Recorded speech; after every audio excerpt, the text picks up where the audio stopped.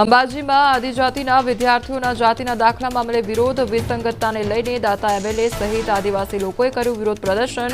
જિલ્લા પ્રભારી મંત્રી બળવંતસિંહને આપ્યું આવેદન તો ધારાસભ્ય અને સમર્થકોએ કર્યું રોડ પર ચક્કાજામ। જાતિના દાખલા માટે આદિવાસી લોકો પાસેથી 1950ના પુરાવા માંગવામાં આવતા વિરોધ દાખલા ન મળતા અનેક આદિવાસી વિદ્યાર્થીઓ નોકરીથી વંચિત। સરકાર વિરોધી સૂત્રોચ્ચાર સાથે રોડ પર કર્યો ચક્કાજામ। વડોદરાની એમએસ યુનિવર્સિટીમાં રહેતા વિદ્યાર્થીઓને હાલાકી। યુનિવર્સિટીની કુલ 16 પૈકી 14 મેસ બંધ હાલતમાં હોવાથી વિદ્યાર્થીઓ બહારનું ભોજન આરોગવા મજબૂર। તો મેસનું ભોજન ખાઈ વિદ્યાર્થીઓને ફૂડ પોઈઝનિંગ થતાં મેસ બંધ કરાવી। હાલ ચાલુ 2 મેસમાં પણ ભોજનની ગુણવત્તા સામે ઉઠ્યા સવાલ। બહારનું ભોજન ખાવાથી વિદ્યાર્થીઓના સમય અને રૂપિયાનો વેડફાટ। આગામી અઠવાડિયાથી 7 મેસ અને કેન્ટીન ફરીથી શરૂ કરવાની યુનિવર્સિટીના ડેપ્યુટી ચીફ વોર્ડને આપી ખાતરી। આણંદના ખંભાત પાલિકાની સામાન્ય સભામાં ઝપાઝપી મામલે નોંધાઈ પોલીસ ફરિયાદ। તો ગુરુવારે યોજાયેલી સામાન્ય સભામાં શાસક અને વિરોધ પક્ષ વચ્ચે થઈ હતી મારામારી। ચીફ ઓફિસરે વિરોધ પક્ષના 4 સભ્યો સામે ફરિયાદ નોંધાવી।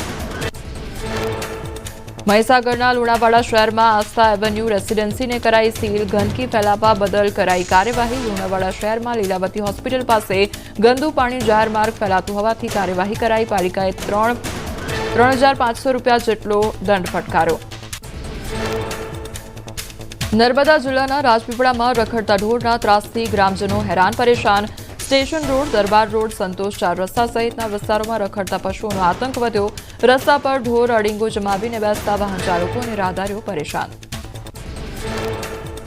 રાજપીપળા પાલિકાએ કોઈ કારણોસર ઢોરને ફરી છોડવા પડ્યા હોવાનો પાલિકાના ઉપપ્રમુખે કર્યો દાવો। ઢોર બાંધીને રાખવા પશુ માલિકોને તાકીદ કરી નહીં તો પાલિકાએ કાર્યવાહી કરવાની ઉચ્ચારી ચીમકી।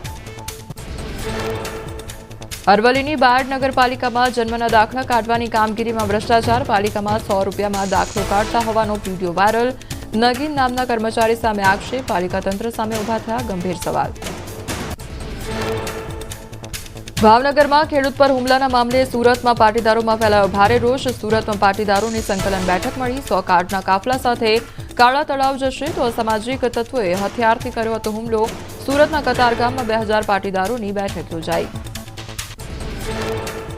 ભાવનગર મહાનગરપાલિકામાં સમાવિષ્ટ અકવાડા અને અથેવાડા ગામની દુર્દશા। રસ્તા, પીવાના પાણી, ડ્રેનેજ, સ્ટ્રીટ લાઇટ જેવી પ્રાથમિક સુવિધાઓની હાલાકી। મેયરનો દાવો આગામી દિવસોમાં કરાશે વિકાસ કાર્યો। સુરતના જોડવામાં આવેલા ગાર્ડન મિલના વર્કરો પગાર મુદ્દે હડતાળ ઉપર ઉતર્યા। તો મિલની અંદર જ 100થી વધુ વર્કરોની હડતાળ। ગેટ ઉપર બેસીને કરી નારેબાજી।